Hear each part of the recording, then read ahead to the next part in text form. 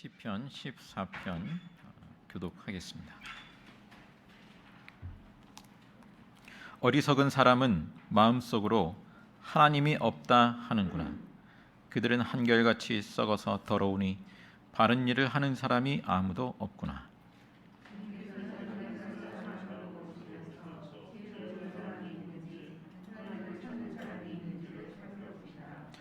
너희 모두는 다른 길로 빗나가서 하나같이 썩었으니 착한 일을 하는 사람이 하나도 없구나.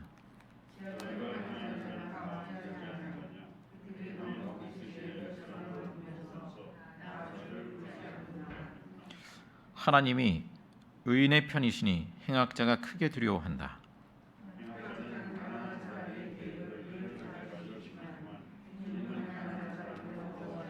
함께 읽습니다.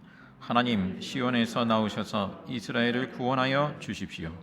주님께서 당신의 백성을 그들의 땅으로 되돌려 보내실 때에 야곱은 기뻐하고 이스라엘은 즐거워할 것이다. 아멘. 자, 오늘 시편 14편 말씀인데요. 그 중에서 1절부터 3절까지의 말씀은 로마서 3장에 인용된 말씀입니다. 사도 바울이 예수 그리스도의 복음을 기록하기 전에 모두가 죄 아래에 있음을 강조하는 내용 중에 포함된 인용문입니다. 자, 모두가 복음이 필요한 죄인이라는 것이죠. 자, 로마서 3장 10절부터 12절까지 이 시편 14편 1절에서 3절을 이렇게 옮기고 있습니다. 의인은 없다. 한 사람도 없다. 깨닫는 사람도 없고 하나님을 찾는 사람도 없다. 모두가 곁길로 빠져서 쓸모가 없게 되었다. 선한 일을 하는 사람은 없다. 한 사람도 없다. 예. 그 70인역 성경, 그 히브리어 성경을 헬라어로 번역한 70인역 성경을 이제 인용한 그러한 내용이라 하겠습니다. 자, 오늘 이 말씀의 배경이 되는 이 시편 14편을 통해서 주님의 음성에 귀 기울이고자 합니다. 먼저 시편 본문 1절은 이렇게 말씀하고 있죠. 어리석은 사람은 마음속으로 하나님이 없다 하는구나. 어리석은 사람. 자, 어리석은 사람이라고 해서 어떤 지적으로 모자라다는 말은 아닙니다. 그런 의미가 아니고 인간적으로는 오히려 이 사람이 능력이 있고 어떤 성공적인 인생으로 보일 수도 있어요. 똑똑한 사람일 수 있어요. 그런데 이 사람의 그 어리석음의 근본적인 문제가 뭐냐 하면 하나님이 없다 이렇게 말한다는 것이죠. 하나님이 없다고 여긴다. 자, 하나님이 없다고 하는 의미가 그 하나님의 존재를 부정하는 경우도 있겠습니다만 오히려 이때 당시에 어떤 그 종교적인 문화를 생각해 보면 그때 당시로는 무신론적인 입장이 많지는 않았거든요. 대부분 어떤 신이든지 섬기는 종교적인 그런 사회 문화였는데, 자, 그런 점에서 하나님이 계시다라고 인정한다 할지라도 실제의 삶에서는 하나님이 없는 것처럼 관여하지 않는 것처럼 여기고 그렇게 행하는 사람들 를 의미한다. 이렇게 얘기할 수 있겠습니다. 그에게 하나님은 멀리 계신 하나님이죠. 창조는 하셨는데 그러나 더 이상 관여하지 않는 하나님일 수 있어요. 그렇기 때문에 실제의 삶에서 하나님을 찾지 않아요. 하나님의 뜻을 생각하지 않아요. 그냥 살아요. 그 사람이 하나님이 없다고 하는 사람이죠. 또 한편으로는 이어지는 내용을 보면 이들 어리석은 사람은 하나님의 본성을 다르게 이해하고 있어요. 적어도 그들이 하나님을 말한다 할지라도 뭐 존재를 인정한다 할지라도 그들이 이해하는 하나님의 본성이 달라요. 그의 삶에 하나님의 그 뭡니까? 하나님의 인자하심, 하나님의 사랑, 헤세드라고 하죠. 구약성경 헤세드. 그 한결같은 그 하나님의 사랑 헤세드라고 그 이제 인자하심이다. 이렇게 번역을 하는데 자, 그 사랑이 발견되지 않습니다. 그의 신앙과 삶에 하나님이 없는 거예요.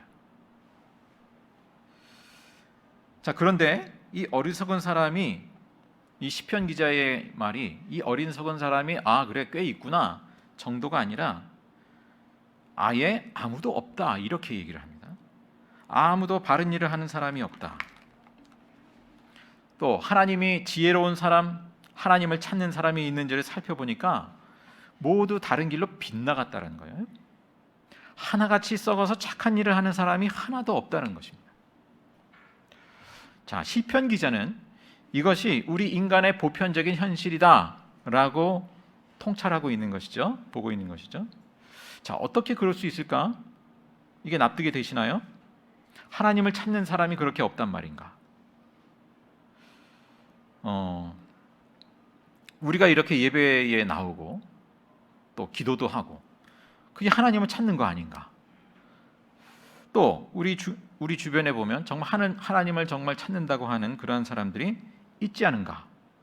이런 생각도 해보게 되는데, 그러나 우리가 예수 그리스도를 정말 만나기 전부터 하나님의 뜻을 구하고 그 뜻을 좇아 행하는 사람이 누가 있는가?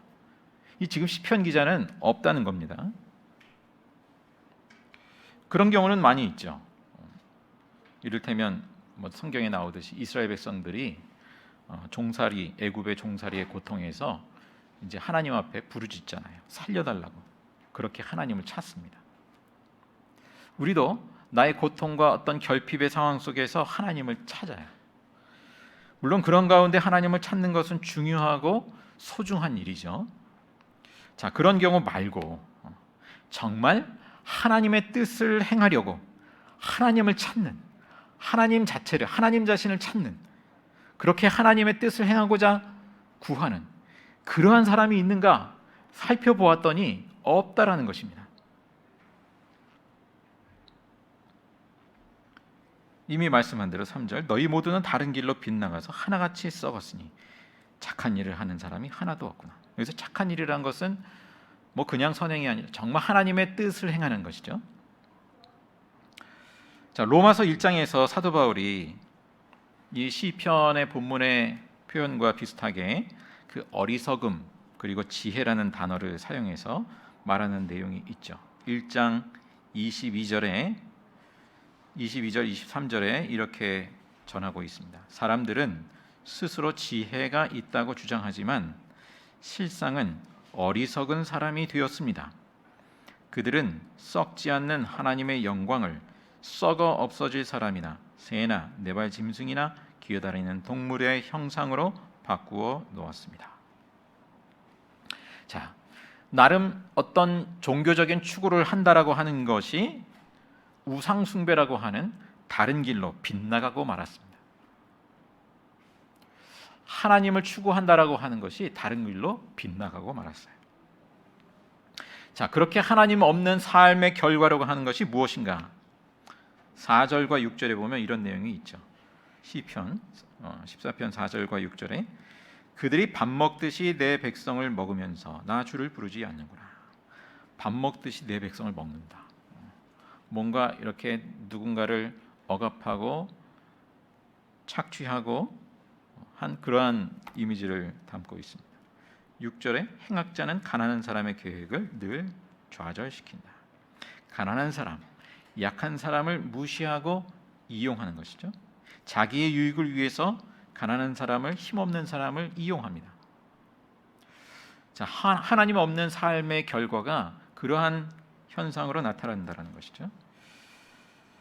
자, 그러나 어떻습니까?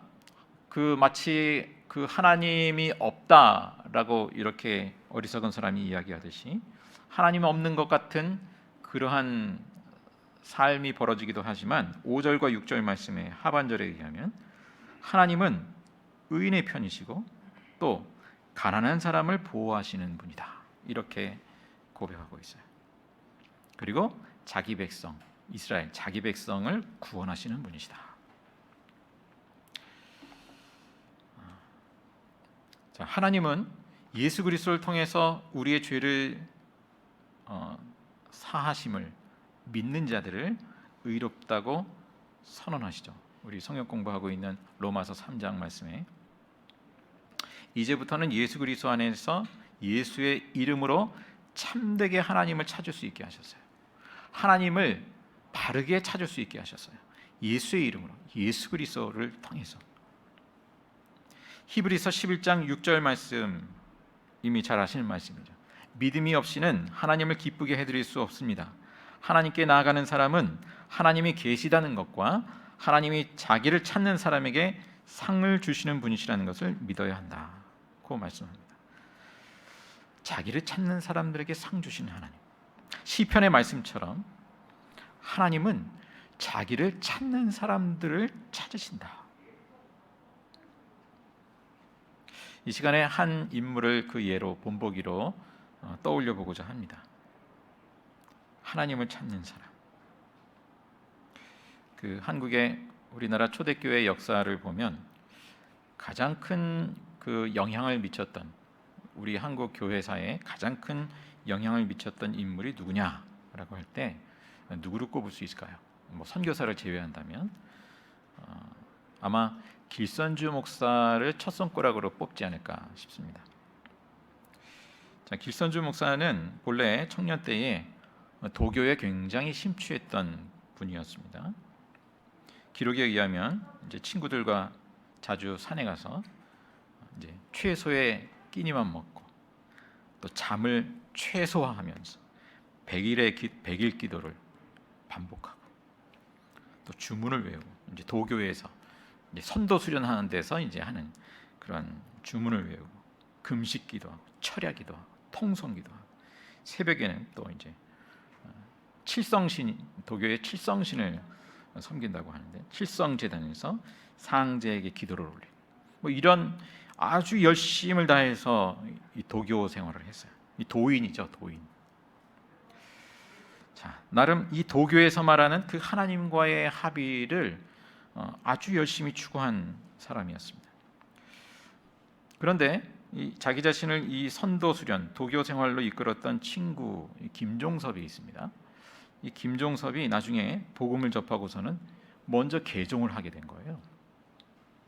그리고 이 김종섭이 길선주를 전도하게 됩니다. 자, 그의 말이 이래요. 우리가 찾던 것을 예수교에서 찾았다. 이 길선주 목사는 처음에는 이 서양 종교라고 해서 서양 종교는 거짓되다 하면서 배척을 했죠. 거절했죠. 그 몇 번의 계기를 통해서 이제 또 전해주는 그 책을 또 신앙서적을 보면서 점점 관심을 갖게 됩니다. 그 과정에 이 길선주 목사가 김종섭에 대해서 쓴 글의 내용이 있는데요. 이렇습니다. 나는 그의 모든 행동, 그가 앉고 일어서는 것, 잠자리에 드는 것, 걷는 것을 눈에 불을 켜고 주시했다. 여러 날이 지나면서 공포가 엄습했는데 이는 그가 나를 이긴 것을 알았기 때문이었다.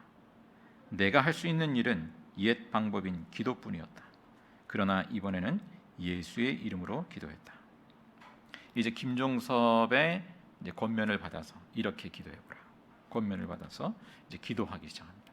예수교가 과연 진리인지, 예수가 인류의 구세주인지를 그때 당시에 상제라는 용어를 썼는데 상제께 묻는 기도를 이제 예수의 이름으로 드리기 시작합니다.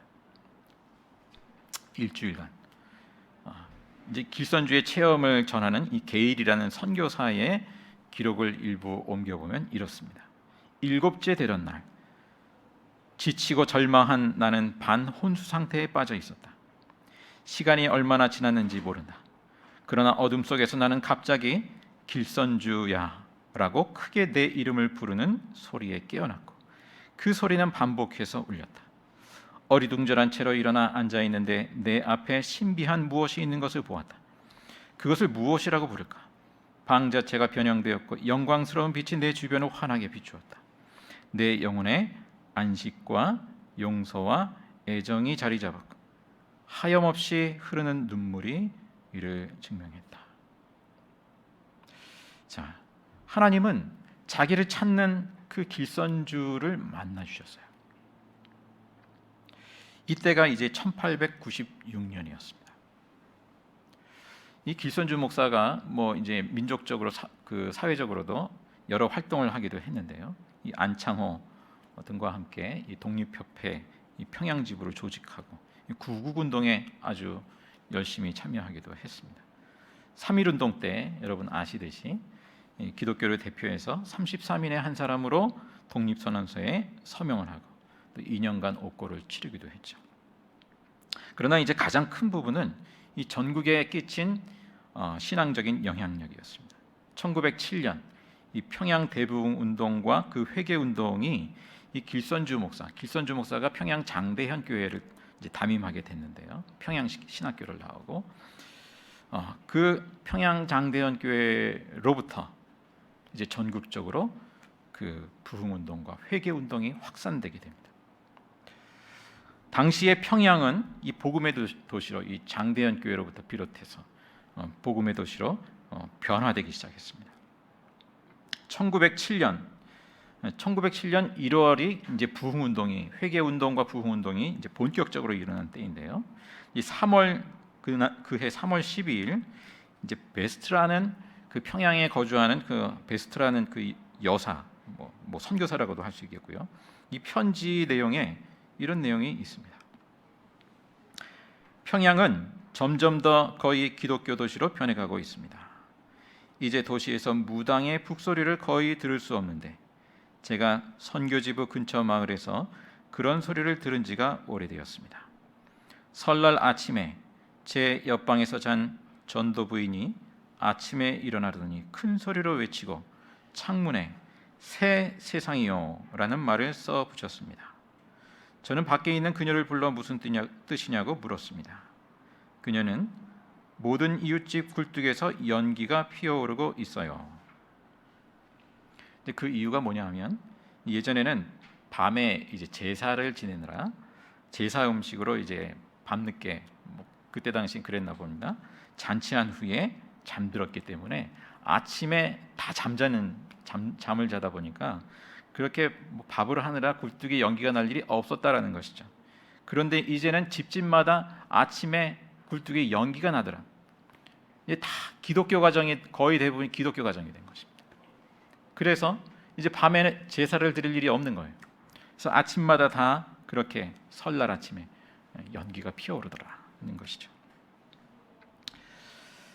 자, 길선주 목사를 통해서 그 한국 기독교의 이제 아주 특성이다. 외국에서 볼 때 한국 기독교의 고유한 문화다. 이렇게 이제 보는 내용들이 있죠. 지금까지도 그 영향을 주는 내용들이 있습니다. 그 첫 번째가 이 새벽 기도예요. 물론 새벽 기도라는 것 자체는 전에도 있었고 선교사들도 아침 묵상을 하고 우리가 큐티를 하듯이 아침 묵상하고 기도하고 하지만 함께 모여서 그렇게 새벽 기도회를 하는 것은 이때 그리고 지속적으로 이렇게 정말 시작된 것은 길선주 목사를 통해서 비롯되었습니다.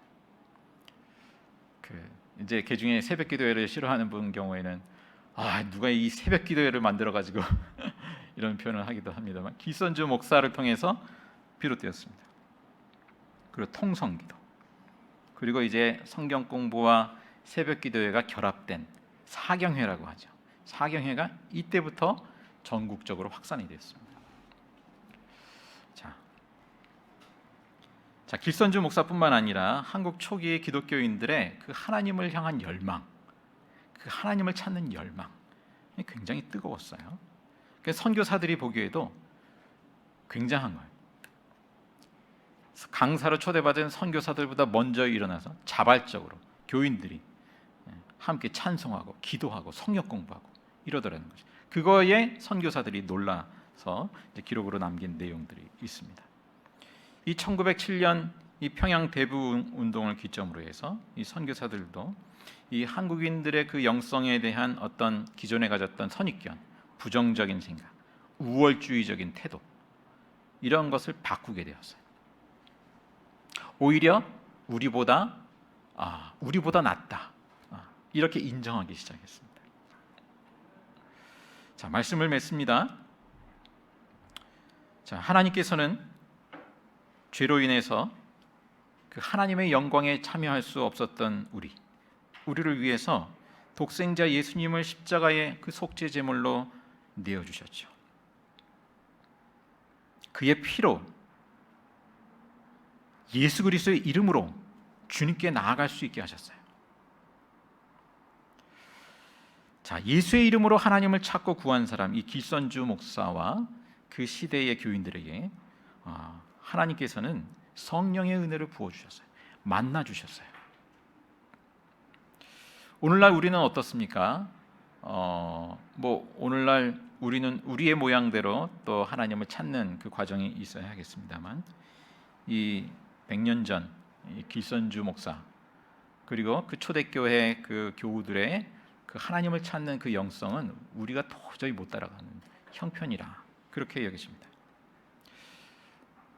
우리는 어떻게 하나님을 갈망하고 있는가? 하나님을 찾고 있는가?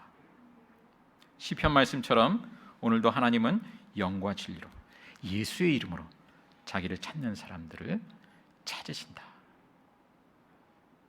그 하나님을 찾는 가운데 그렇게 하나님께서 만나 주시는 그 은혜를 풍성히 누리는 저희 모두가 될 수 있기를 간절히 바랍니다. 이 시간 마침 기도는 어거스틴의 고백록에 담겨 있는 그 고백으로 대신하겠습니다. 기도하겠습니다. 오 주님, 악하고 불안한 우리가 주님을 피해 도주할지라도 주님은 우리를 보고 계시며 우리가 도주하는 어두운 길을 쏘아 보십니다. 아름다운 세계에 살고 있으면서도 우리 자신은 스스로 추해졌습니다. 그렇다고 우리는 주님께 해를 끼칠 수도 없으며 또한 하늘에서 땅끝까지 다스리시는 공의롭고 완벽한 주님의 통치를 손상시킬 수도 없습니다. 우리가 주님의 낯을 피해 도주한다면 어디로 가겠습니까? 주님이 찾을 수 없는 곳이 어디 있겠습니까? 우리가 주님을 보지 않으려고 피해가지만 주님은 우리를 항상 보고 계시며 우리의 눈을 어둡게 하여 주님과 부딪혀 다시 만나게 됩니다. 주님은 주님이 만드신 것을 하나도 버리시지 않습니다. 그리하여 불의한 우리는 주님의 자비를 피해 가다가 주님과 주님의 공의에 부딪혀 우리가 택한 험한 길에서 넘어지게 되고 그에 합당한 고통을 받게 됩니다. 진실로 어디에든지 계시나 어떤 장소에도 매이지 않으며 주님에게서 멀리 떠난 자들에게도 가까이 계시는 주님을 우리는 알지 못합니다. 그러므로 우리로 하여금 주님께 돌아가 주님을 찾게 하소서. 우리가 주님을 버렸어도 주님은 주님의 피조물을 버리시지 않습니다. 이제 우리로 하여금 주님께 돌아가게 하소서. 예수님의 이름으로 기도합니다. 아멘.